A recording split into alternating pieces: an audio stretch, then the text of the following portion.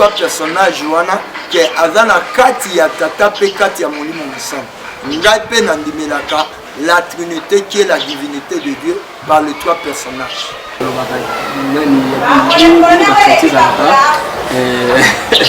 C'est qui est le Père, le Fils et le Saint-Esprit. Mais pourquoi nous sommes là et nous sommes dans la zone où tandis que nous sommes dans Christ. Son Père. Mais le Saint-Esprit est venu par Jésus-Christ, il parle de Jésus-Christ. Est-ce que bango wana baye bandime la Trinité qui est à kolobela car Jésus-Christ, pour Jésus-Christ akenda. Aujourd'hui, il y a une différence que ton dit la Trinité, Andima Tata Naye, Azonga pas Tata, Atike Biso Molimo Monsanto, Azolobela Jésus-Christ, envoyé Simon Kimba. Mais Eza Yangote, mais toi est-ce qu'on a cas de la Trinité en haut? Trinité en haut, il faut pas l'obéla. Papa, on a l'obité, la bandine a des chapeaux dans la main. Mais il faut pas banda l'obéla Dieu le Père, le Dieu créateur. Quoi qu'il a motivé. Papa, bana katia pitopa les potopoto spirituel, bitoto spirituel. Trinité, tokoti ce qu'on a Trinité. Marc, il y a une société qui m'a dit c'est Batani. L'église qui m'a dit c'est envoyé, personne envoyé, Simon Kimba. Mais il y a un côté. Mais toi, est-ce qu'on a cas de la Trinité en haut? Trinité en haut, il faut pas l'obéla. Papa, on a l'obité. La bandine a des chapeaux dans la main. Mais il faut pas banda l'obéla Dieu le Père, le Dieu créateur. Quoi qu'il a motivé. Papa, bana katia pitopa les potopoto spirituel, bitoto spirituel. Bien en précision. Bible le bien. Eza exemple potolanda. Mambo leka na mambo koya. Bible eza exemple tolanda. Eza wana. Na sayo ba uniforme na bango yesu atigela biso uniforme. Yebza couleur nini ya uniforme yesu atigela biso. Couleur ni topé yesu atindaki elamba nani fobo koma bota ba dessin. Kuta boya na ye alobaki po ba yebe kaza nzambe. Topé nini ba la kise ba représenter na ba image de tangu na bien tangu les bobaye ba ba kimba ayo la titre pour ver miskizo la titre pour voir que ça na congolais on va salango mama sœur akendaka mission Équateur bandimi bazoka kisabilo ba pesa bango deux ans normal parce que l'autre ba kimba ça ba villageois te nazolo baba ba villageois na lobby na ba village ba na village kambe na village ba na ville te ba na mais oui ils sont des villageois pour ba na village.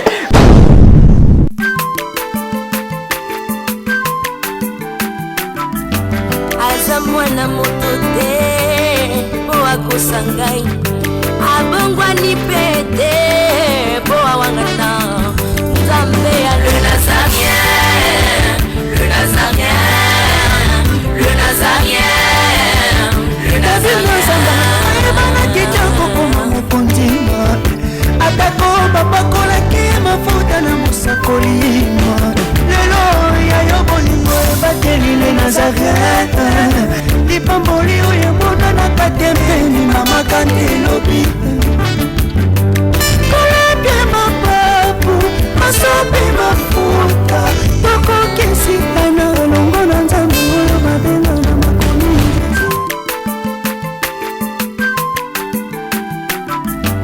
aza mwana moto te po akosangai abongwani pete po awangana nzambe ya le nazarien le nazarien le nazarien.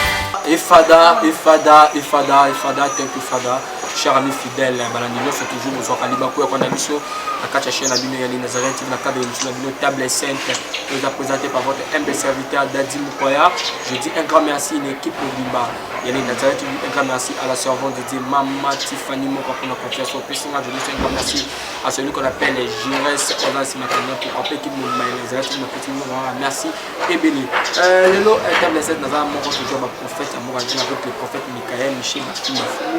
C'est avec lui nous allons nous entretenir tout au long de cette émission. Restez branchés, restez connectés dans votre chaîne Les Nazariens TV. Avant d'abord de connecter nous allons vous lancer dans la régie à TV au Balak Kantigo du Fiaba Nzam tout ça là-bas Nzam le sang qu'on a dit la servante de Maman Tiffany et puis on se retrouve après cette chanson.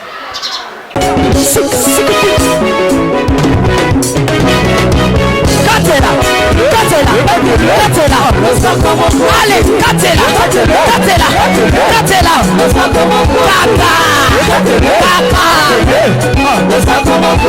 Yambalo ya taba pasteur bakokata. Allez, katela.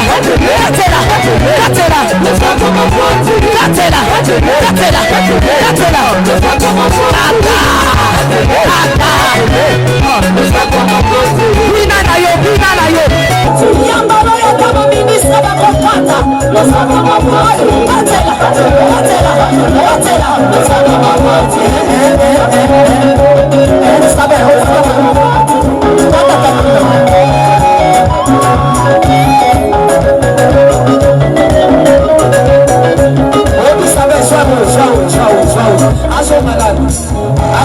Eli. Okay, donc à Roland.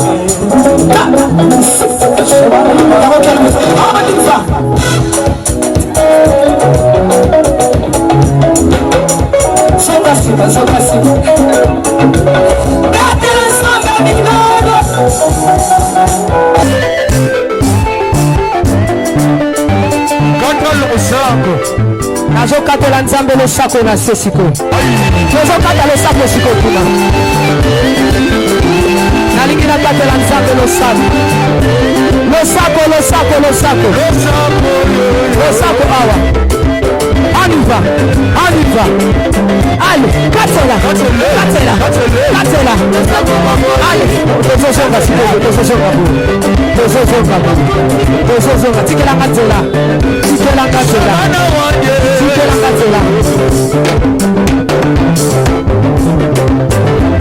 Nazosonga, s'il vous plaît, tikatela. Yoka. Olingi lipal. Olingi kopot. Olingi mosala. Bona nini?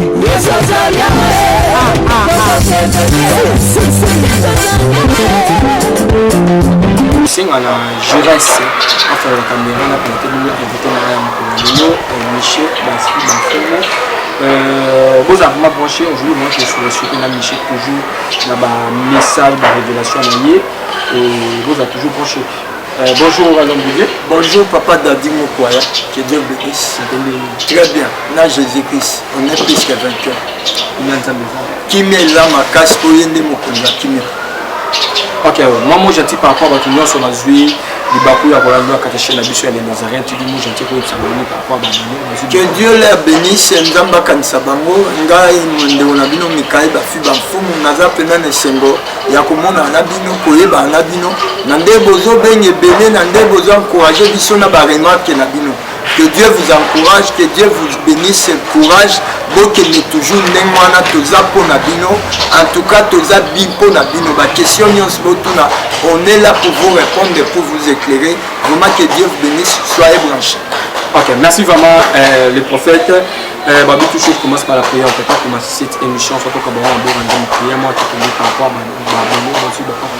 Jésus-Christ osa les grands paroliers, Yom Toloba Biababi, il n'y a pas eu un homme qui a parlé comme toi. Toza poto lobela de ta part. Toni molimo no mo santo ape sapso maloba. Entre na journaliste toza le loko moko poto sala émission ya kitoko poto éclairer peuple de Dieu. Toza besoin du Saint-Esprit pour yondo loba malam à interpréter.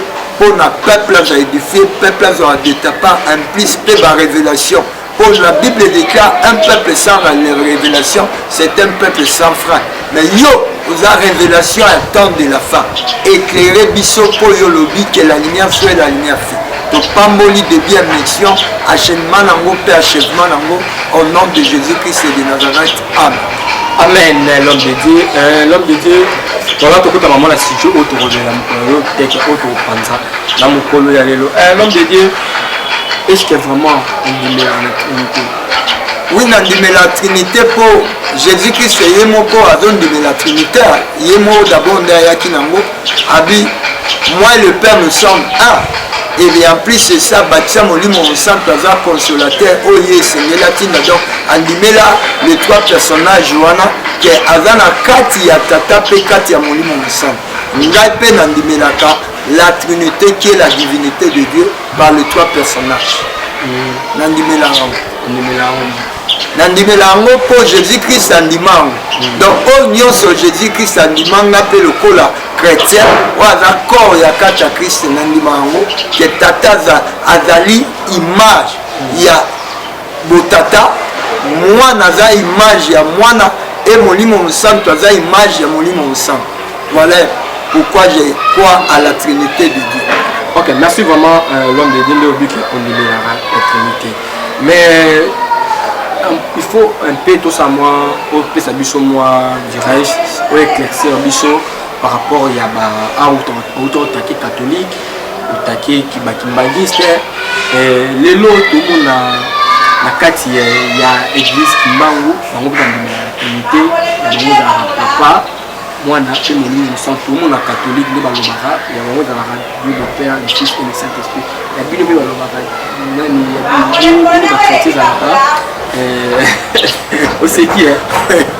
le Père, le Fils et le Saint-Esprit. Mais pourquoi nous sommes là, ils ont la zone membre, tandis que nous sommes Christ. ezozonga na zone moko mpona alobaka ke baeglise wana eza baeglise te eza basociété ya bato société ne bandimela Trinité. Te bandimela Trinité pour na kati ya Trinité. Celui qui représente la Trinité c'est Jésus-Christ. C'est pas une autre personne. Comment Ezaka Jésus-Christ n'a pas représenté image de la Trinité. A joué rôle lokola papa. Abi je suis sorti dans le Père. Abimi na tata. Aya sali mission na image lokola mwana o tata tindaki. Azonge pas tata alobite, je vous enverrai le Saint-Esprit. Oyo ngai pe lelo nandima. Mais loko zo sa différence. Papa nanga, ezaka ani, eza ba pratique. Tondime la Trinité bisoniance. Est-ce que tu pratiques kaka? Ndenge les trois personnages on a baza d'un commun accord. Mon baza tata, moi na molimo mo centre baza d'un commun accord. Il y a kondima Jésus-Christ. Kolobela Jésus-Christ. Pour Jésus-Christ, il a été envoyé par son Père. Mais le Saint-Esprit est venu par Jésus-Christ. Il parle de Jésus-Christ. Est-ce que bango wana baye bandime la Trinité qui a kolobela? Car Jésus-Christ, pour Jésus-Christ akenda. Ozo ça les différences que ton dime la Trinité andima tata na ye azonga pa tata atike biso molimo mo santo azolobela Jésus-Christ que Dieu avait envoyé. Mais chez eux là-bas, na catholique, au monde, oui, mascarade de Jésus-Christ, mascarade de Dieu le Père. Mais Marie a eu que ça la nine. Marie a côté la Trinité pour Lucanine. Au monde place ma bando bébé. Marie a côté la Trinité pour Lucanine. Marie a la Trinité. Nazali pour batanga kaye, batanga kaye na nini. Est-ce que Trinité est Marie? Trinité de Marie. Trinité de Marie. Non, papa. Ils ont mascarade. Mais pratique, bazo salane dans il y a Marie. Oh, bazawana nyonso mingi, ils ont Marie. Bafouka melaka Marie, mais bafouka melaka Jésus-Christ c'était. Et token à côté ya Bakimbangise. Ceux qui va lobelaka Trinité, Trinité wana. Trinité, tokoti ce qu'on a Trinité. Marc il y a la société qui m'bangi c'est Batani. L'église qui m'bangi c'est envoyé, personne envoyé, Simon Kimba. Mais il y a un côté. Mais tu sais ce qu'on a cas de Trinité en haut. Trinité en haut, il faut pas l'obéla. Papa, on a l'obité. La bandine a des chapeaux dans le mais il faut pas banda l'obéla. Dieu le Père, le Dieu créateur. Papa bana katia pitopa les potopoto spirituel bitoto spirituel amo batangi bible tata tanga kelaka mokili mais komona na maloba na baoba tata dialungana soki tata kimbangu ndenza toyena papa kidiangenda nde molimo mosantu soki nani oyo nani kisolokele nde soki mwana batangaka trinité ya bato na bango ya bato na bango papa ntange je le dis bato ebele bayebi batangaka trinité ya bato na bango bakufa wana ya famille wana bamambre ya famille wana mon oyo bakindimi na bango bayebi soki bango batrinité eza je papa ya nzambe te tata yesu te na molimo mosantu te mais oyo ya bango oyo ya bato na bango bino mpe bakate botanga bapeti Mais biso ba chrétien d'Abraham disait que déjà il y a toujours une la Trinité. T'es papa. Dieu d'Abraham disait que de Jacob eza ku Trinité te. Eza nzambe abeti tolo na batu na ye na makambo sala. Mais quand on parle de la Trinité, on parle de Dieu le Père, le Fils et le Saint-Esprit. Bango na Trinité. Abraham a tata la mission. Isaac. Papa, Isaac n'est pas notre père. Jacob n'est pas aussi non plus notre père. La révélation. Mais le Père, Dieu le Père, c'est notre Père. Dieu le Fils, ce n'est pas notre Père, mais c'est le Fils. Dieu le Saint-Esprit, ce n'est pas le Père, mais c'est le Saint-Esprit. Oui, il y a une vision de Jacob, Isaac, Abraham, il y a révélation.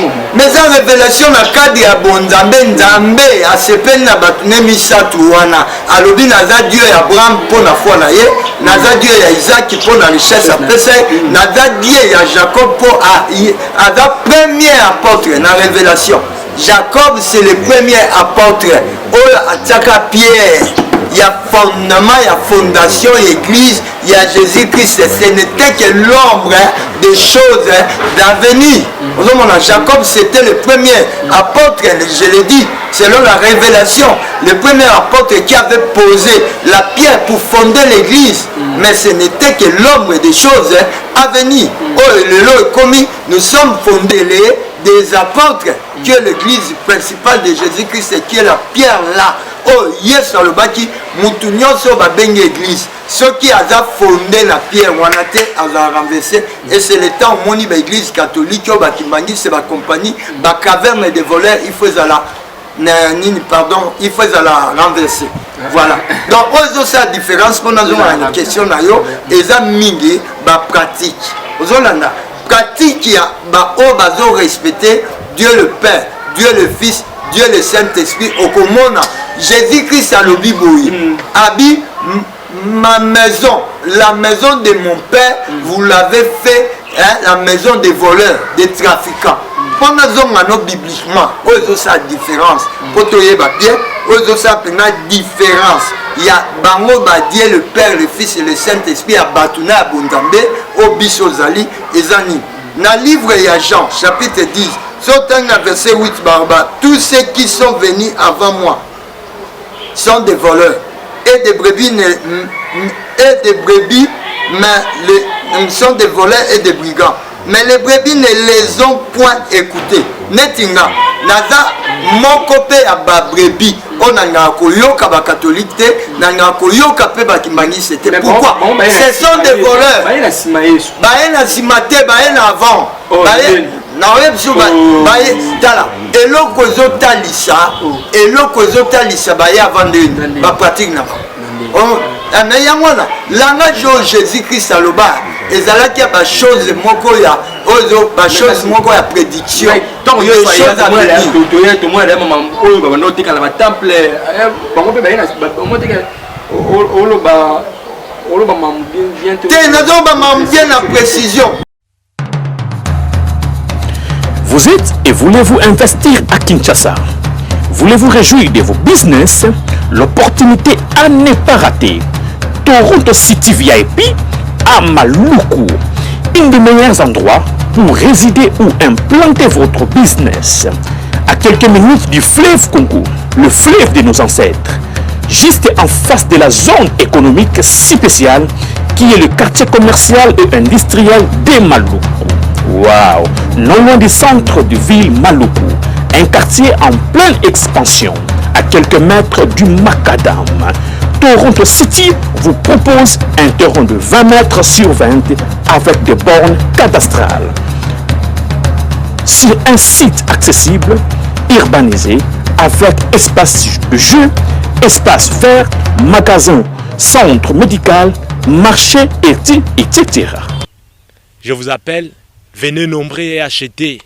Donc, je voulais juste faire l'appel à nos frères de la diaspora, de partout où vous êtes, en Afrique, en Amérique, à l'Océanie, à l'Europe, en Asie, pour venir acheter les terrains que nous sommes juste en train de morceler.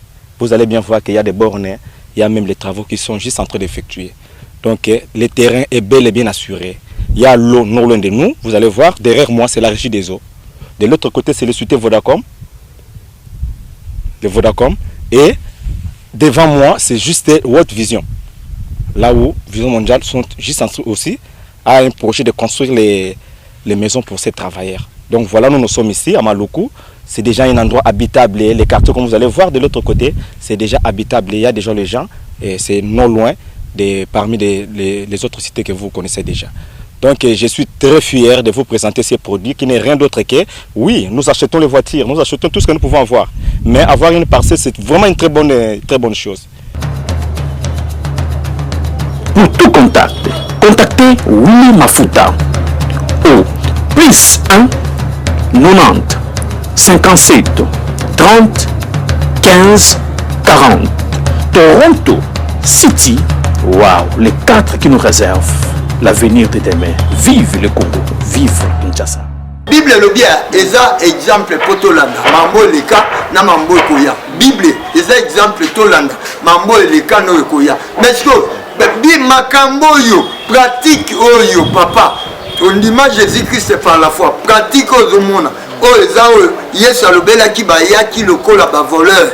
Bao ba yaka vanga na misala na bango, na makam na bango. Siko, ce totem na livre ya Matthieu. Pour toute la précision, oh la différence, il y a biso na bango zanini. Tangu Yesu akoti na temple ya Jérusalem babi na Matthieu 21, au sort bani na verset 10, kino na verset nango 19, topé 16. Au comment na kuna babi, Jésus entra dans le temple de Dieu, il chassa tous ceux qui vendaient et qui achetaient dans le temple. Il renversa les tables d'échangeurs et le siège des vendeurs et des pigeons. Papa, Balobi n'a biso à 3 images. Et il leur dit, il est écrit, ma maison sera appelée une maison de prière. Mais vous en avez fait une caverne de voleurs. On a précisé, Alobi ba onions baya vanga, baza milibi. Babrebi bayoki bangote po baza babriga. So awa préciser dans wa koti po talisa ngano lelo na ta présent yo. Caverne na lobaka ba voleur boko kuta ba pratique wana na kat maison catholique na kimangis bateka to kuta ba commerçant bazakuna ba acheteur bazakuna ba vendeur bazakuna ba changeur bazakuna. Ils ont changé les vies des enfants de Dieu. Ils ont vendu l'esprit des enfants de Dieu. Papa, je n'en disconviens pas. Je ne distingue pas. Yango na lobite, toza ligne mona ba oyo basala rango, baza lineti nga. Je ne pratique pas ces choses. Je ne suis pas de la même lignée que eux. Mais il y a des infiltrés, l'église du réveil, Balou Ravissé, au Nengo Lobi Nazalayo, Bazote Kapé Bamanabango, Bazana même culture, même pratique, il y a Oyowana, il y a Tata Wana, il y a Mwana Wana, Molimo Nabango. Mais il y a des gens qui ont été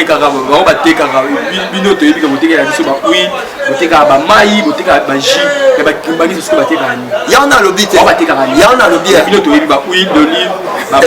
Jusqu'au bas, on va te il y a mon côté, au monde a bilo bateka, il y a sayo au monde. Babilamba mama mwino ya tata diangenda bafula okomona ngoze belé bamayaka banine nya bango ezawana na sayo ba uniforme na bango yeso atigela biso uniforme yebza couleur ni nya uniforme yeso atigela biso couleur ni topé yeso atindaki elamba nani fobo koma bota ba desse kuta boya na ye alobaki po bayebe kazanzambe topé nini ba la kise ba représenter ye na ba image de tango na bien tango les bobaye papa ba kimbai ayo la ti drapeau vemi skizo la ti drapeau boy que ozana congolais oza po baye banga na za nationalité congolaise c'est ça il est beau papa elembo po baye ba chrétien ba yebe na misala yesu ba voulait connaître par les airs boko yeba mbuma ya nzete ya misala malamu na mbuma nzete ya misala mabe na ba œuvre alobela ina biso te ke ba ko distinguer bango na bilamba moni bakokuta lobi na biso na oluka verset yango ya musumba nsima na oyebisano babi ba oyo wana batu oyo mingi nzambe aza contre bango baza na bilamba oyo babengi ils portent des habits des étrangers, ils ont les habits étrangers. Mais l'homme de Dieu, mais yozo bakena ba on va teka ba bini banini menga lelo na yo stocké kam. Il dit qu'il y a no ba kabelo pundu manani manyoko fele. monsieur Bakabi il y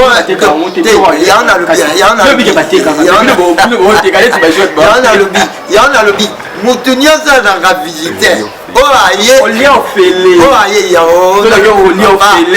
problème eza te bamusulman mpe basala même napesi na na mbongo nalesa bato feli échanger le côté non mpe nasala yango peut-être besoin okutana na moma mona ozala olobi ba mais exception ezali baoyo bayebinga tala baoyo bayebinga baotalanga babenga bino bayebisama omoni mutu wana te akaba mutu wana alaka bien ozomona donc ngapesi oyo na bamoyen lelo nzambe apienga na olesa baorphelin mpo je le fait moyen ya koyemba osala bapublicité balouange eza te je le fait bango eza normal etant ke mopaya na ye mopaya nyonso ata na bavillage ezaka bango te courtoisie ya bavillageois soki oye na yo baluka mwa bambadi ya bafufu baluka mwa banini baosala yango mama ester akendaka mission équateur bandimi bazokangisa biloko baopesa bango donc eza nango normal te nazoloba baa bavillageois te nalobi na bavillage baa na village kambe ana village baa na ville te baa na oui ils sont des villageois mpo baa na village baa na village un état dans un état mais dans une province qui est le village baza kuna ils ne sont pas dans la capitale baza wa soki baza na centre nomona baoteka wana libanda wana wenzeza na kati ya fanda bango wenzeza nde mona saint joseph akomona na kati na libanda business ya biloko tala koluka mindondo te pour distinguer qui sont les vrais chrétiens et qui sont les chrétiens oyeba bango na biloko mais oyo baopratike ya tata ya mwana mpe ya molimo mosantu yango yo kutia mai na oteka nayebisa bango bomonanga mokombo te na tia libanda ya église biloko na oteka bamona yango te je crève de faim ici mpo na te ya vérité bamona yango te mais l'homme de Dieu toko batouchou l'émission la biso outi otate bakimbayisa bavillageois wana likambo na wana bango mais l'homme de Dieu mutuna ezali yo ozoboya toujours akenda bino bango bozala aligné moko outi olobi ya trinité expliqué trinité mais tokende na likambo ya baptême loto mona église catholique babatisa bato na mai bakimbangiste mpe babatisa bato na mai bino mpe bachrétien bobatisa bato na mai bomona teke bino nyonso bose retrouve na ligne wana soki oyo ozoboya bango basalelaka nzambe te pourquoi bino nyonso na ligne na nini na oyo na trinité ndenge moko tokomi lelo mpe na bateme boaka ligne ndenge moko bible mpe botanga ezala kaka ndenge moko omona teke boa ligne moko lombi te toza ndemo te toza ndemo te na kade nini nde na oloba toza ndemo te wi na bateme toza ndemo te mpo ntango baye koliba yambi molimo mosantu baye babatizaki bato mpo latuna bateme nini bozwaka wana baexplike ye babiloko peut-être oloba ke oyo toza banda banini pardon badévotion nini bosalaka nzambe nini oyo bino bosambelaka e aexplika bango ebotaka batrouble mpo atalisa bango kaka jésus christ aza fondement ya nyonso même se tolobela bateme eza image bateme eza na image na oluka yango na bapierre kuna eza image donc ya mutu moko abotami sika donc eza image ya mai moko mutu andimi kolata elongi ya sika azwa lolenge ya sika c'est ça le baptême kochange caractère ya kokota na caractère mosusu caractère yango plus importance ya baptême ezani kokufa na yesu kosekwa na yesu cela veut dire nandimi nakufa na yesu na makambo na ye mpe nasekwa na ye est ce que bango réellement bazwaka babateme bakufa na yesu basekwa na yesu na makambo ya yesu tokuta yango kuna te yango mona nazoloba eza babateme fantôme babateme photocopie bakopie na bango mais yango te basala mpo bandimaka na bango jésus ya kombo ya business mais ya misala te ya pratique te zomona bandimaka na pratique ya oyo aza na misala na ye te bandimaka ye na kombo mais mpo na bapratique ya misala caractère souffrance na ye lolenge ne basala yango te mais sikoyo osolobaki no bandimaka te et tout mais sikoyo yebisa biso limbelo ya biso question nanga suka va tokambana na yo bino okopie bango to bango bakopie bino to banani bakopiaka banani te bato bakopiaka banani eza peut-être bango nde bazokopie biso mpo so otali na catholique dévotion ezalaka te ekota bacampagne d'évangélisation ezalaka te ekota Pourquoi ekota poni? Bible lobi surtout au milieu de na Isaïe, mbatan prophétique en wango. Yesu abanda déjà Isaïe prophétisaka déjà. Boko bimakat na bango. Tant ba découvrir que exode des osala. Bandimi na bango. Boza caverne de voleurs. Bakanga batukuna. Bateka batsomba bazo changer ba via bat. Sotel Isaïe, Isaïe azolela. Alobi gloire ya Israël. Restitution, nana kolo ba restitution. Kutino Fernando bandaute elokomi. Bateka bana ndambe na caverne ba miyibi. Yango zaya bandalo ba qui peut dire la restitution? Qui prêtera qui sera attentif à prêter l'intention ou intention à ces choses? Exactement. Biso zaki attentif de prêter attention de toujours à la révélation. Kuna de na oloba, ezani na oloba. Donc eloko zo sa différence au moni eza yango wana. Ezelo musute. Biso toza distinguer la cadre que toza ba chrétien pour tozo sala makambo Jésus-Christ a lobi tout ça. Mais bango bazo sala yango te. Ndo moni différence là biso eza na point. Ok, merci vraiment l'homme de Dieu. Tout le monde va la soupe à l'émission. La mission mot de la fait cause à Nini. Il aura téléphone pour au plus sur la ville encore qu'on a enseigné. Un mot de la fin, numéro n'a mis à téléphone encore. Que Dieu bénisse. 0243 97 0200 plus 243 97 74 64 627 plus 243 plus 243 97 74 64 627. Moutupanga et Debiso. Tout ça, ma ouvrage, tu commences à faute de moyens. Moi, tu publies en Mozate. Ça m'a modélé à l'élection, va pouvoir te le bélango. La fois prochaine, pour l'élection commis, se pointer à l'horizon. Il faut peupler. Et les tueurs ni pouvoir ni faut boeba pour te commettre un chef de l'État na livre à pouvoir paix à l'élection souveraine ni andam. Parce que Tony Kolobabo mutu pas ni ko aider biso atin de l'action ba moyen na matériel à contacter biso WhatsApp na biso wana numéro to tinda wana ezape na Airtel man na biso ka na carte. So béni na numéro wana to tinda biso mwambongo et comme la biso. Vraiment que Dieu vous bénisse. Vous posez ma question de vos sala. Je vous encourage, vous encouragez, vous êtes partout dans le monde, que Dieu bénisse et Ndamba Pambola Maman Nabso, Stéphanie, Mokwa. Après, après caméra, Père Pambo auditeur, merci beaucoup. Voilà, bénisse aussi les chefs de l'État, toutes les autorités du pays. Ok, merci. Voilà, nous sommes arrivés à la fin de notre émission. C'était votre humble serviteur Dadi Mokoya. Je dis un grand merci à mon PDG, Maman Tiffany Mokoya, servant de l'Éternel. Et je dis aussi un grand merci à Gérès pour aller dans ma caméra. De toujours le soutenir, M. Bafama Fois. Bachar, vite à Mikon. On se retrouve à la prochaine. Bye. Vous êtes et voulez-vous investir à Kinshasa? Voulez-vous réjouir de vos business? L'opportunité à ne pas rater. Toronto City VIP à Maluku, un des meilleurs endroits pour résider ou implanter votre business. À quelques minutes du fleuve Congo, le fleuve de nos ancêtres, juste en face de la zone économique spéciale qui est le quartier commercial et industriel de Maluku. Waouh!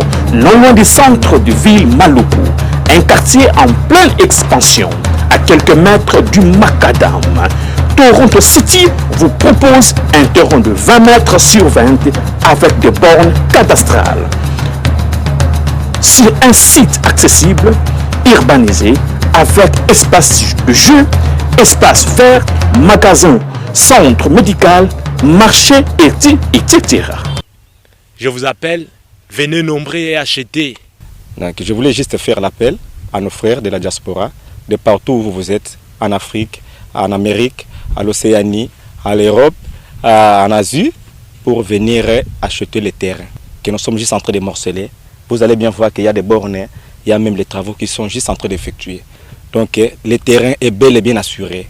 Il y a l'eau non loin de nous, vous allez voir, derrière moi c'est la régie des eaux. De l'autre côté c'est le société Vodacom. Et devant moi c'est juste World Vision. Là où Vision Mondiale sont juste en dessous aussi, a un projet de construire les maisons pour ces travailleurs. Donc voilà, nous sommes ici à Maluku. C'est déjà un endroit habitable. Les quartiers, comme vous allez voir de l'autre côté, c'est déjà habitable. Il y a déjà les gens et c'est non loin parmi les autres cités que vous connaissez déjà. Donc je suis très fier de vous présenter ces produits qui n'est rien d'autre que, oui, nous achetons les voitures, nous achetons tout ce que nous pouvons avoir. Mais avoir une parcelle, c'est vraiment une très bonne chose. Pour tout contact, contactez Willy Mafuta au +1 90 57 30 15 40. Toronto City, waouh, les 4 qui nous réservent l'avenir de demain. Vive le Congo, vive Kinshasa.